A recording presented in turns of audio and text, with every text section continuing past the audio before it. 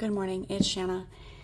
It is that time for a wrap-up, a January wrap-up, wherein we will talk about decks I brought in, practices I've been doing, books I've read, where I've been, and all the things. So the first thing let's get the decks out of the way, shall we? Because I'm excited to show them. This is in no particular order. I have notes jotted here, but they're probably not going to follow any kind of like structure, so I might be jumping around a little bit. So for that, I apologize in advance. Okay, I brought in four decks. Ooh, 5 decks this month. I thought I'd missed one. Okay, so let's talk about first deck, Oracle of Oddities. This one, if you've been around and if you ordered it, you know it's been long anticipated. Here are the backs. Sort of has like a leather look a little bit.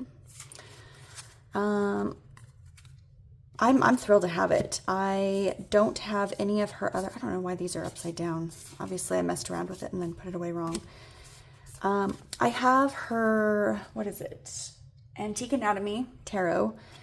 And at one point I had the Memento Mori Tarot, or excuse me, what is it? Oracle Lenormand. I don't remember what it was called. And I rehomed it. It was a little out of my league. Oh, look at that. I've not seen this one. She's beautiful. I haven't really even flipped through this. I got it. I did this and saw like 12 cards. I was like, cool. And then put it away. That's not true. I tried to see what it would look like with Little Bird and I didn't love it. Spoiler alert. Anyway, I've been excited to get this one. I've really enjoyed Antique Anatomy, and I just wanted to have an Oracle deck of hers. I do regret not getting the other, like the expansion packs of the others, which I don't know. I don't know if I can still get those. I feel like you have to subscribe to her Patreon or something to get that. I don't know. I'm not sure. But I'm thrilled to have this in hand. I don't necessarily need the others, but I wouldn't complain if I did. There's a couple cards in those other decks that I will say I covet a little. I like all the birds in these. That's cool. So yeah, I'm excited to have this one. I'm excited. I like the keywords a lot. The ones that I've seen, I think are thoughtful and not necessarily overdone. So excited for that.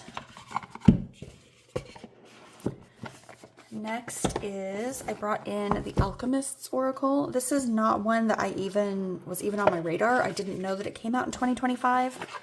Did it come out late 2025? I don't know, because I had not heard of it.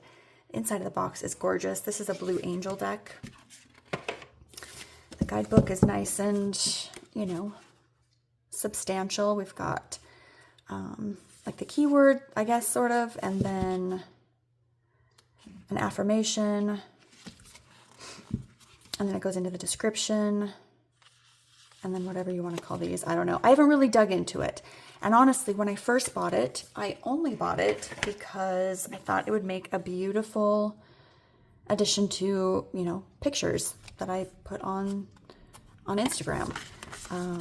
You know, just as something like to have cute. Anyway, I found it quite useful already just last week. I don't know why I'm doing it like that.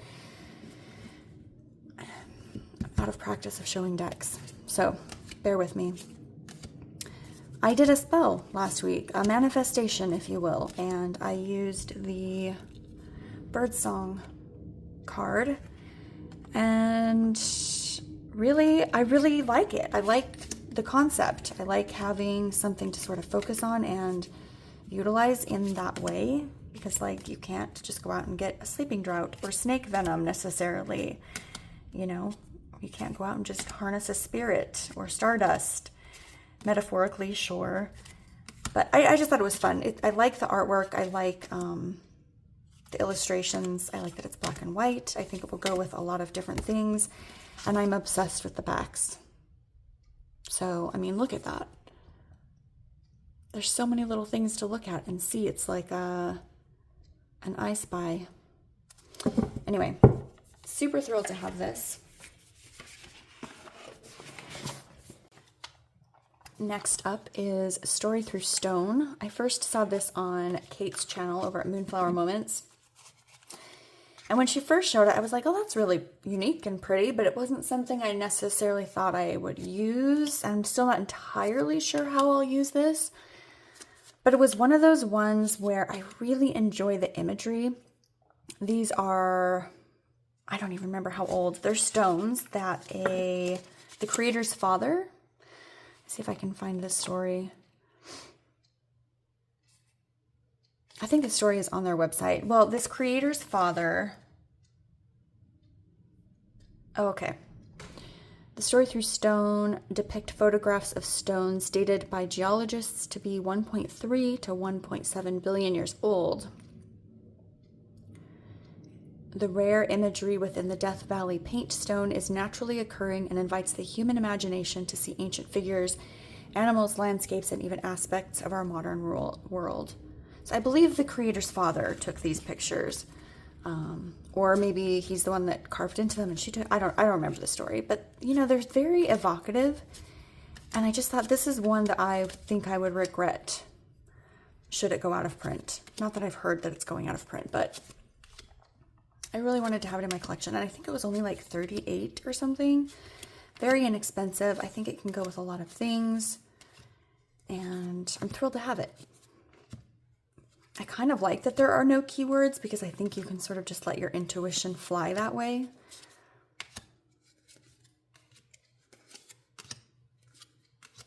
And there are a couple of decks that I would like to see it with.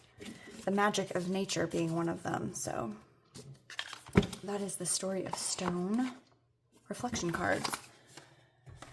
All right, the next one I brought in is the Pip Speak Tarot. If you haven't heard, which surely you have, but if you haven't heard, Jay over at Iridescent Tarot and Erin over at The Witch of Saturn and I are doing a Marseille study. And we are using this book. Oh, man. I'll insert a picture of the cover of this because I don't want to have to try and take it out of here. It's a very snug fit. But we are studying the Marseilles and going through and doing a several week process with it, and it's been a lot of fun. Been enjoying it.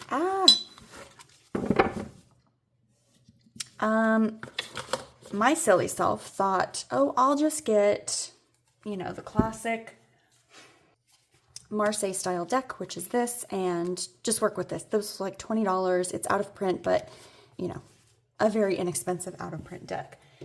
And I'll just use that because I'm really not into Marseille. I don't need more Marseille. But then I was like, well, I really like Playful Heart and I love all these different colors. We're going to zoom in just a little here because it's beautiful. And I thought, you know, this is probably one that I'll regret, especially if I really get into Marseille, that I would potentially regret not having in my collection should it go out of print. So I brought this one in.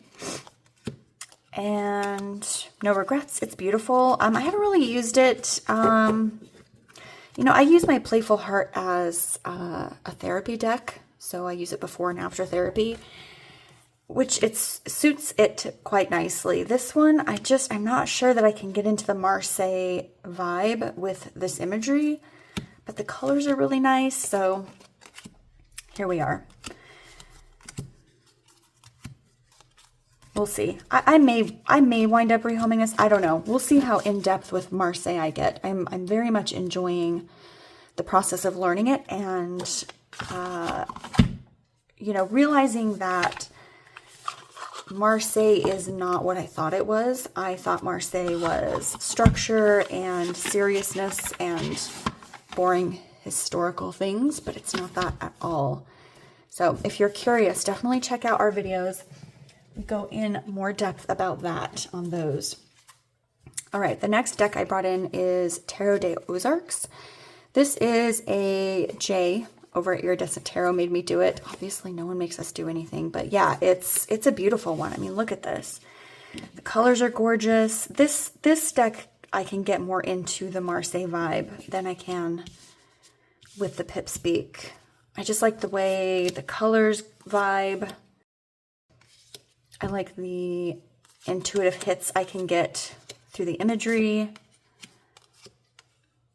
I enjoy the colors. I like the clean backgrounds of these, you know, the white, and then we've just got, there's not a lot of clutter. You know, the imagery, the drawing itself has a lot of meat to it, but the backgrounds are very clean, which I appreciate because I don't like a lot of clutter, generally speaking. I just think it's really pretty. I love, you know, I love the multicolored backgrounds. I mean, look at that. This is gorgeous. That's gorgeous. I love these turquoise. It's just very pretty. It's a beautiful deck. I like everything about it. So I'm thrilled to have it. I am excited to get a bag for it because it does not come with a box. I have one in my sights. So eventually we'll get that. All right, those are all the decks I brought in. Let's talk about the last guide from 2025.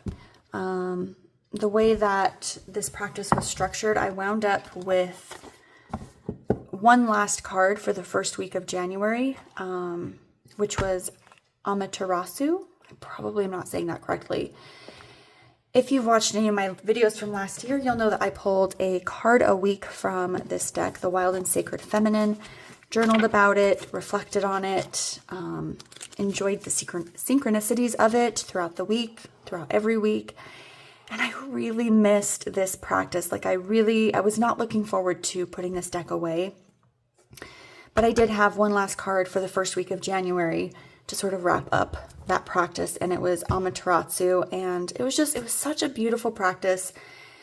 And, you know, because I liked this one so much, I decided to go ahead and use the Kantigi Oracle for 2026. So a couple of us are doing, you know, using that deck. We check in with each other each week. We have like a Zoom call, a scheduled Zoom call that we get together and chat about the card for the week. And it's been a lot of fun. I will say that so far I haven't really felt the same connection to the Kantigi as I did with the Wild and Sacred. And I don't know if maybe expectations were too high. Maybe I jumped into Kantigi too soon after Wild and Sacred. I don't know. I'm hoping that, you know, I'm hoping it will pick up a little. I'm hoping I'll, you know, connect with it a little bit more. I enjoy the practice itself. I just haven't really felt a connection to it. So this week is Every Star is a Doorknob. And I know multiple people have mentioned that the Kantigi is a practice for them this year. So I think it's really cool. And I look forward to hearing more about that from those of you who have chosen to do that. The next practice for myself in 2026 was to create a, what's the word? I don't know the word. To create an index card for every single one of my decks. It will include the title. Going forward, it will include the price that I paid for it, who the artist and illustrator, or, you know, artist or illustrator, which is the same thing, / author.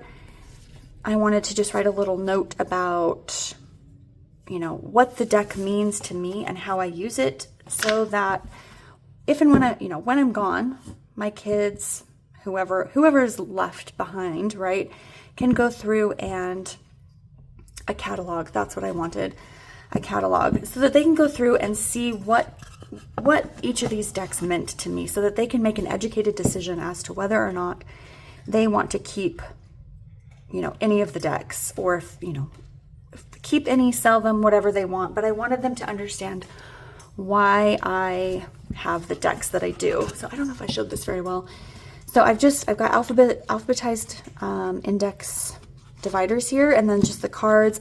I've only done 2 cards. My intent was to do 2 cards a week. I felt like that was doable, you know, make 2 cards every week, just go through my list of decks.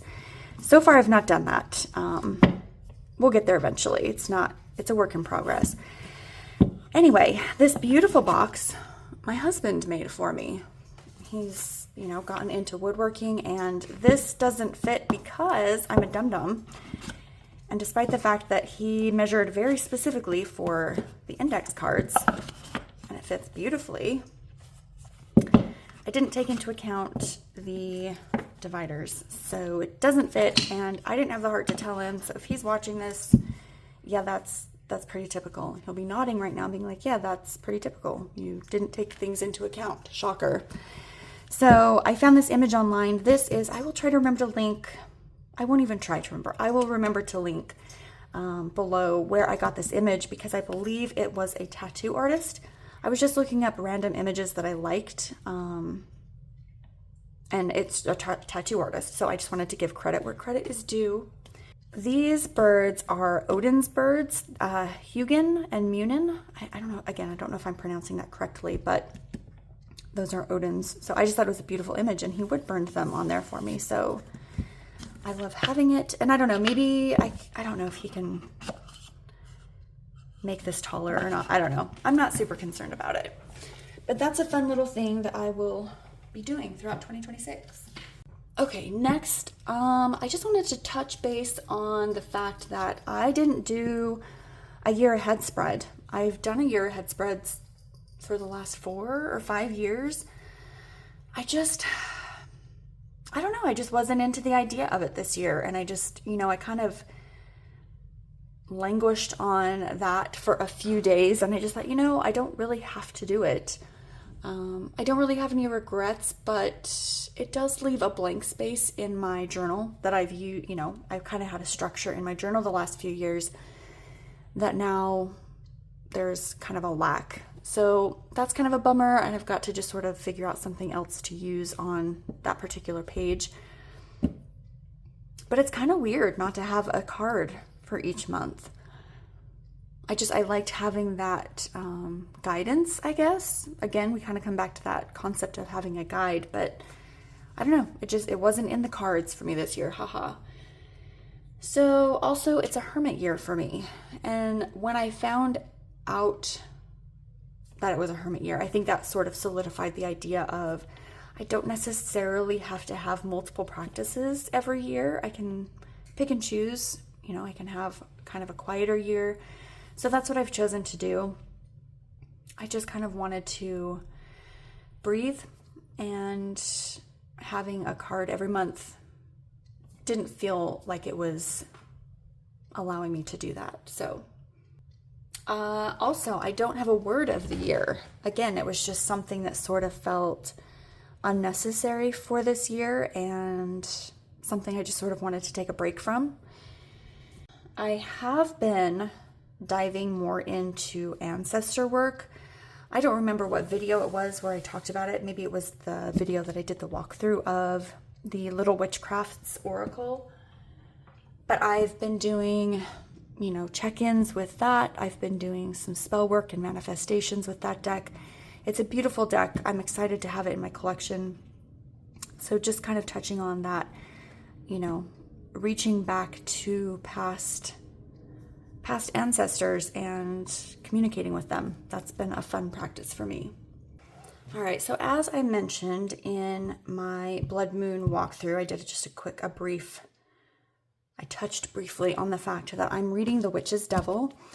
This is one that I've had on my to be read list for some time. This came out in 2022, and I just sort of put it off. It's just, I've been reading other things, but Angel over at, what is her name, her channel name? I can't remember her channel name. I'll put it on the screen.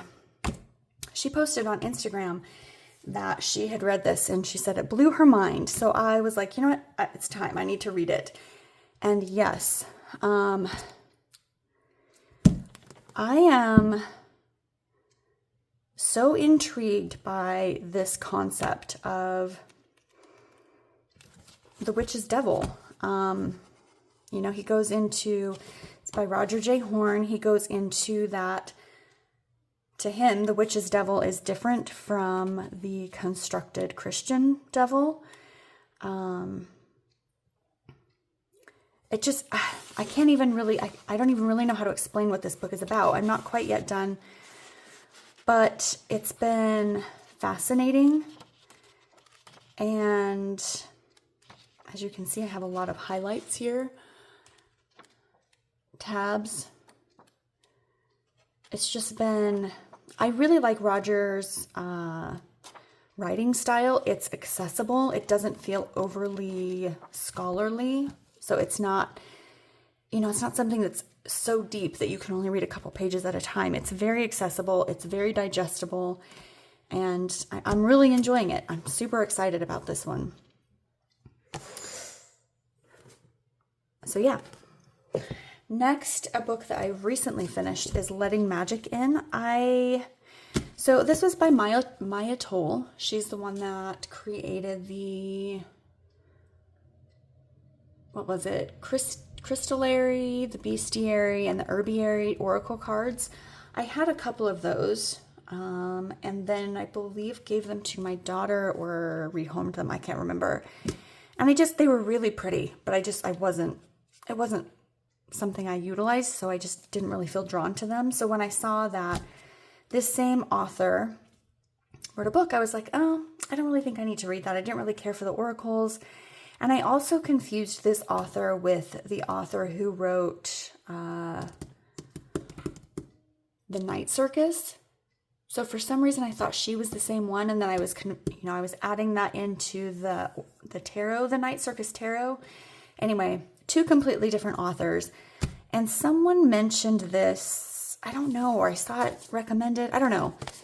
But it's, it's a thinner book, and I was like, I'm just going to try it. I'm going to see what I like about it. And when I very first started reading it, that's when I realized, oh, this is not, she wrote The Night School, Wild Wisdom, Companion, Illustrated Crystallary, Illustrated Bestiary, and Illustrated Herbiary. Anyway, I got about halfway through this book and was loving it so much, and was, dog-earing so many pages that I thought it would be fun to go through and do stickers on some of the pages. I did this little thing down here. I want to put my name and the date that I read it. And then I just came through and I put a lovely sticker on each of these pages that I dog-eared, and I thought, oh, what a fun thing to do, instead of necessarily flagging or highlighting, which I could definitely flag, but not necessarily highlight. I'm waiting to find a spider sticker that's just perfect. I don't have one yet, but eventually I'll get one. And so I thought, what a fun practice. So I've been kind of on the lookout for more floral type sticker books that I can use in my books as I read them, because it's such a fun little addition to something that's, I don't know, it's just a fun little practice. So I had fun stickering as I went and finding just the right sticker for the space or whatever it was that was brought up for that on that page. There we go. Make sure everything's in the frame. Everything you can imagine is real. She talks about magic here. I don't know. It was a lovely book. It was very lovely. It was a nice read, and I took my time with it. That's something I've learned about myself, is that I enjoy a book far more if I can read a little bit each night before bed. That's what I do to wind down. That's what I do to avoid scrolling. I feel good about picking up a book and laying in bed and reading for 5 or 10 minutes. That's generally all I have time for before I'm too sleepy to continue. It's a nice practice, and I sleep better when I've done that versus scrolling. And so it does take me, time. I'm not reading these in a week. I'm reading them in a couple of months, and I'm okay with that. That was something I kind of had to let go of the idea in order to more fully enjoy the books. But highly recommend. It's another, easy read, but her story is beautiful and it's inspiring. So highly recommend. 5 out of 5. And I think that's all I have for the month of January. I took a little break for various reasons that are unimportant, but I'm here. I'm around. So we'll see. I don't know if I'll continue doing weekly or I'll just check in when I check in, and we'll go from there. Thank you so much for being here and joining me and hanging out with me, and I hope you have a lovely week, and I will catch up with you next time.